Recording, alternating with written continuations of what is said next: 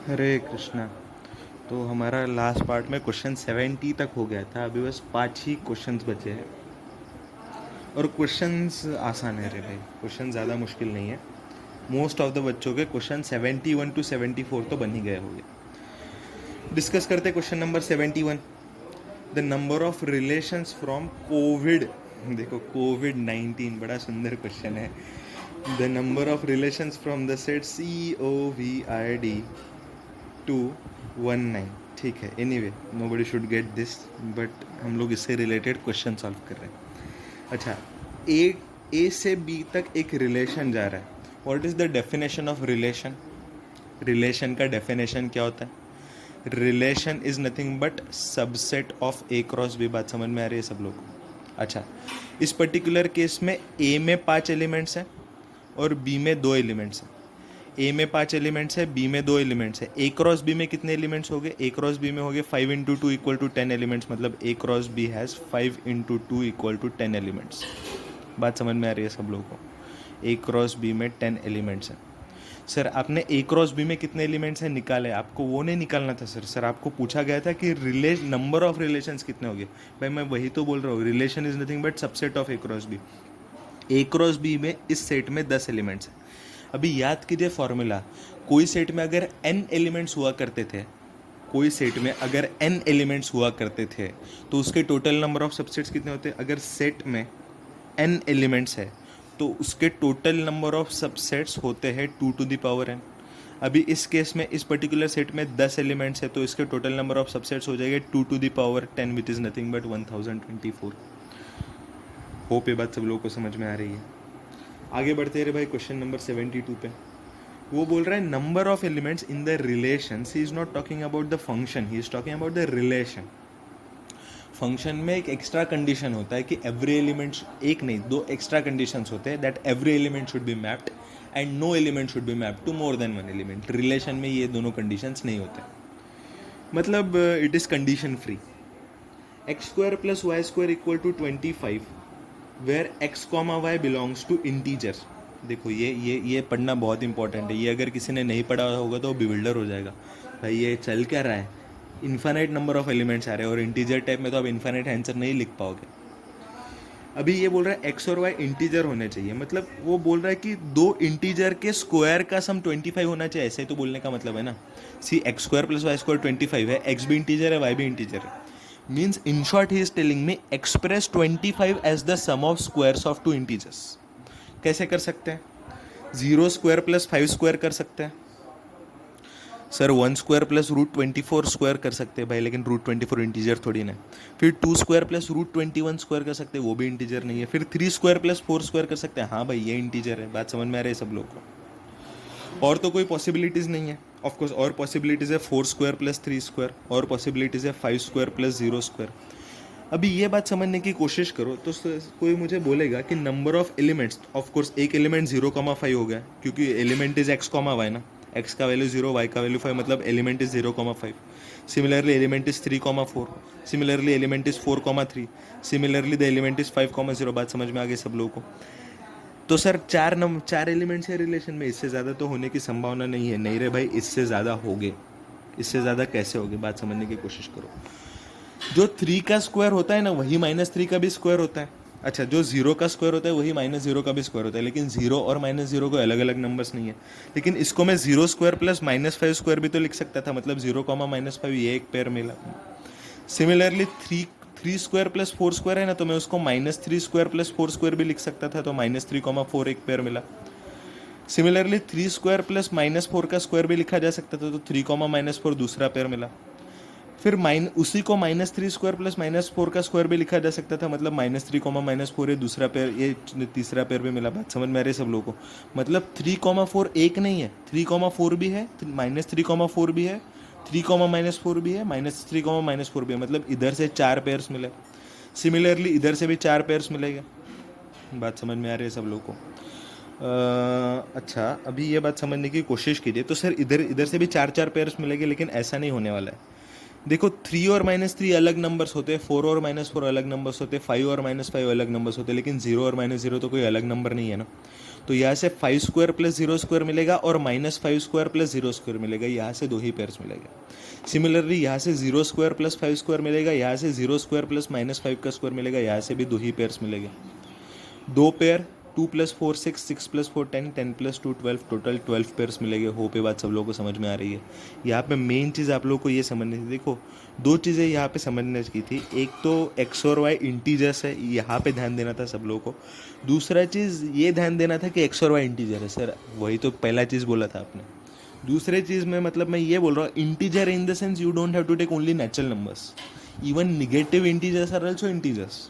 तो सिर्फ 3 square plus 4 square लिखने से काम नहीं चलेगा, उसको -3 का स्क्वायर प्लस 4 स्क्वायर भी लिख सकते हैं, 3 का स्क्वायर प्लस -4 का स्क्वायर भी लिख सकते हैं, -3 का स्क्वायर प्लस -4 का स्क्वायर भी लिख सकते हैं। तो corresponding to one pair there are 4 there corresponding to one addition there are 4 pairs. 4 + 4 8 pairs. लेकिन 0 एक स्पेशल नंबर है, क्योंकि 0 और -0 अलग नहीं होते, तो उसके लिए बस 2 ही नंबर्स मिलेंगे, 0 5 और 0 -5। सिमिलरली 5 0 -5 0, सबको ऐड करो, total number of cases 12 cases मिलेंगे। होप ये बात सब लोगों को समझ में आ रही है। ये था क्वेश्चन 72। 72 के बाद क्वेश्चन नंबर 73। क्वेश्चन नंबर 73 बड़ा ही इंटरेस्टिंग है। ये परम्यूटेशन कॉम्बिनेशन का सवाल है भाई। ऑफकोर्स इवन फंक्शन का कॉन्सेप्ट है, लेकिन फिर भी परम्यूटेशन कॉम्बिनेशन का भी कंसेप्ट है। The total number of even functions from the set -1 0 1 to the set -1 ऐसे पूछे। अभी देखिए, मैं -1 को पूछता हूँ, देखिए डोमेन कोडोमेन को मैप करेगा ना, तो मुझे डोमेन के एलिमेंट से पूछना पड़ेगा, because every element of domain has to be map. देखिए यहाँ पे इंपॉर्टेंट है, कोई -1 और 1 को उल्टा मैप करने की कोशिश नहीं करेगा। प्रॉब्लम ये होगा उसमें कि -1 और 1 में से हर एलिमेंट मैप होना ही चाहिए, ऐसा ज़रूरी नहीं है। डोमेन के एलिमेंट अनमैप्ड भी रह सकते हैं, वेराज कोडोमेन के एलिमेंट अनमैप्ड भी रह सकते हैं, वेराज डोमेन के एलिमेंट्स मैप होने ही पड़ेंगे। तो -1 तो किसी ना किसी को मैप करना ही है। तो मैं -1 को पूछूंगा तुम मैप किससे होना चाहते हो, तो वो बोलेगा भाई मेरे पास तो 2 चॉइसेस है, मैं -1 से भी मैप कर सकता हूँ, 1 से भी मैप कर सकता हूँ, मतलब दिस हैज़ 2 चॉइसेस।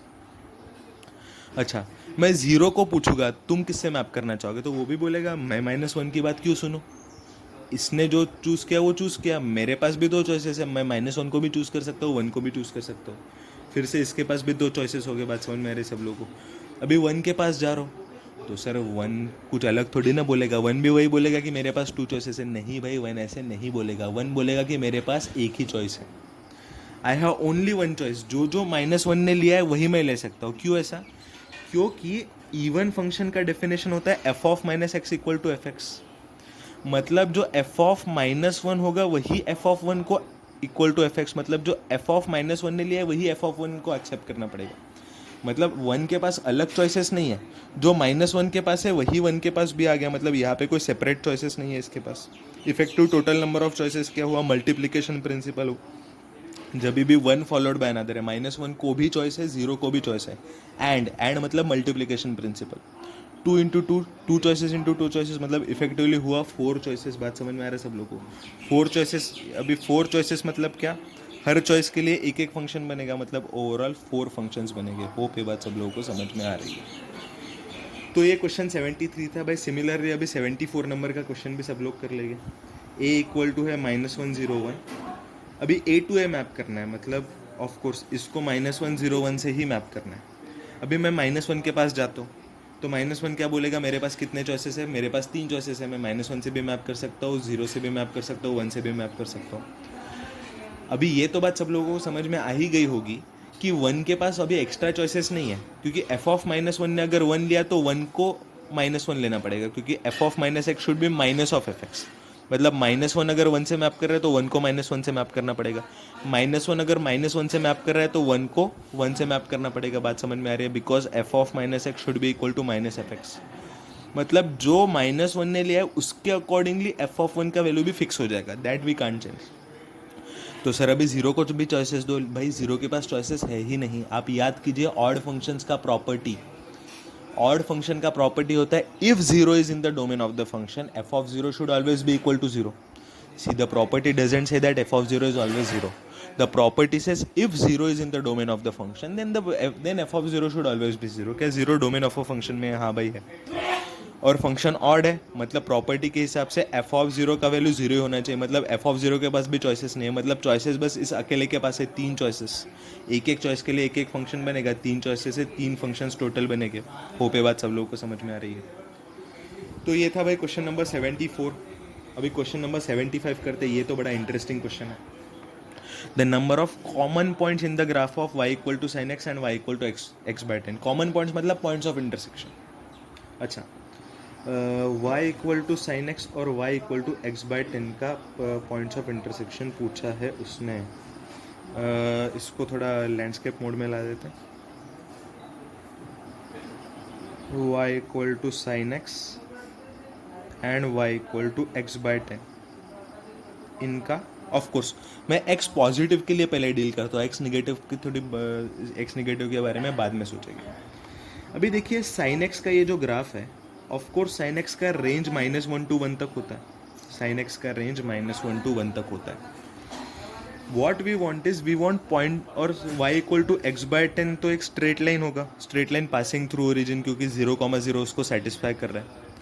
अभी ये बात समझने की कोशिश करो, साइन एक्स और एक्स बाय 10 का पॉइंट ऑफ इंटरसेक्शन, मतलब y equal to sine x भी है, y equal to x by 10 भी है साइमल्टेनियसली, मतलब इफेक्टिवली साइन एक्स थोड़ा यहाँ पे मुझे कैमरा फोकस करना पड़ेगा, हाँ, effectively sine x equal to x by 10 ऐसे ही बात करने का कोशिश कर रहे हैं। लेकिन ये बात समझो कि साइन एक्स खुद -1 to 1 के बीच में लाई करता है, sine x lies between -1 to 1। Sine x तो इस पर्टिकुलर केस में for the points of intersection sine x is nothing but x by 10, तो हो जाएगा x by 10 lies between -1 to 1। 10 से मल्टीप्लाई करो मतलब x lies between -10 to 10। Hope ये बात सब लोगों को समझ में आ रही है।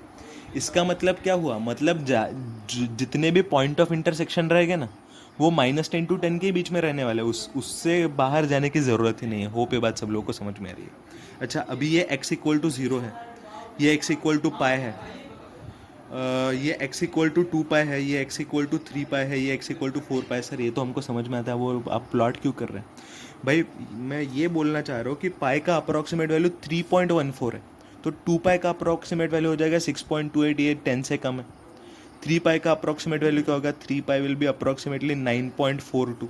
तो देखिए 3 पाई भी रेंज में आ रहा है, लेकिन 4 पाई रेंज में नहीं आएगा, वो रेंज के बाहर चला जाएगा। मतलब देखिए आप ग्राफ 3 पाई के जस्ट आगे कहीं तो कट कर दीजिए ग्राफ, इसके आगे का ग्राफ साइन एक्स का हम लोगों को कंसिडर करने की कोई भी ज़रूरत नहीं है। बात समझो रे भाई। अच्छा, अभी देखो ये वाली जो लाइन है, ये वाली लाइन का इक्वेशन क्या है, ये हॉरिजॉन्टल लाइन का इक्वेशन, इसका इक्वेशन है y इक्वल टू 1। अभी ये जो y equal to x by 10 line है ना, ये पासिंग थ्रू ओरिजिन है, तो देखो ये ऐसे तो कुछ कुछ होगी, see it will go something like this. लेकिन मेरा डाउट ये है कि ये जो y equal to x by 10 की लाइन है, वो इधर से ही ऐसे बाहर चली जाती है, कि इधर से बाहर जाती है, कि इधर थोड़ा आगे जा कर के इधर से एग्जिट करती है। मतलब देखिए इफेक्टिवली मैं y equal to x by 10 ऐसा है ये जानना चाहता हूँ, कि वो ऐसा है ये जानना चाहता हूँ, कि वो ऐसा है ये जानना चाहता हूँ। सर ये जानना क्यों चाहते हैं, क्योंकि उस पर बेस्ड पॉइंट ऑफ इंटरसेक्शन भी अलग, number of point of intersection change होगी ना। अगर y equal to x by 10 ऐसा रहा तो एक ही पॉइंट ऑफ इंटरसेक्शन मिलेगा, ऐसा रहा तो 1 2 3 points of 3 points of intersection मिलेंगे, ऐसा रहा तो बस ये एक ही पॉइंट नहीं, ओ सॉरी, अगर ऐसा रहा तो 1 2 3 4 पॉइंट ऑफ इंटरसेक्शन मिलेंगे, ऐसा रहा तो 1 2 3 पॉइंट्स ऑफ इंटरसेक्शन मिलेंगे, ऐसा रहा तो बस एक ही पॉइंट ऑफ इंटरसेक्शन मिलेगा which is x equal to 0। तो number of point of intersection depends on कि ये y equal to x by 10 का लाइन y इक्वल टू 1 को कट कहाँ पे करता है, ये उसके ऊपर डिपेंड कर रहा है। होप ये बात सब लोगों को समझ में आ रही है। अच्छा, y इक्वल टू 1 और y equal to x by 10 intersect कहाँ कर रहे हैं, बस वही पूछा। y इक्वल टू 1 और y equal to x by 10 को इंटरसेक्ट करवाना है, मतलब दोनों का RHS सेम करना पड़ेगा। मतलब ये हो जाएगा 1 इक्वल टू एक्स बाय 10, मतलब x इक्वल टू 10। मतलब ये जो y equal to x by 10 वाला लाइन है ना, ये y इक्वल टू 1 को x इक्वल टू 10 इस पॉइंट पे कट कर रहा है। अच्छा, x इक्वल टू 10 मतलब अभी अभी हमने देखा था कि वो 3 पाई से थोड़ा ज़्यादा होता है। मतलब देखिए ये वाला ग्राफ इधर से जा कर के कट करेगा, समझ में आ रहा है सब लोगों को? इधर से जा कर के कट करेगा, मतलब ये वाला ग्राफ हमारा रिक्वायर्ड ग्राफ है। दिस ग्राफ कितने पॉइंट्स ऑफ इंटरसेक्शन है, देखिए 1 0 पे कट कर रहा है। पॉजिटिव में देखिए कितने, 1 2 तीन तीन पॉइंट्स ऑफ इंटरसेक्शन मिल रहे हैं लाइन और y equal to sine x के बीच में। तो यहाँ पे मैं ये बोल सकता हूँ for x greater than zero we got 3 points of intersection. Sir फिर एक्स लेस दैन ज़ीरो के लिए भी चेक कीजिए। नहीं भाई, एक्स लेस दैन ज़ीरो के लिए चेक नहीं करूँगा क्योंकि sine x equal to x by 10 है। अभी एक्स के जगह पे माइनस एक्स रिप्लेस कीजिए तो ये हो जाएगा sine of minus x equal to minus x by 10। Sine of minus x तो माइनस साइन एक्स होता है, सबको फॉर्मूला पता है already. Sine of minus x होता है माइनस साइन एक्स, तो हो जाएगा minus sine x equal to minus x by 10। Minus minus cut जाएगा, मतलब इफेक्टिवली हो जाएगा sine x equal to x by 10। क्या बात समझ में है सब लोग को?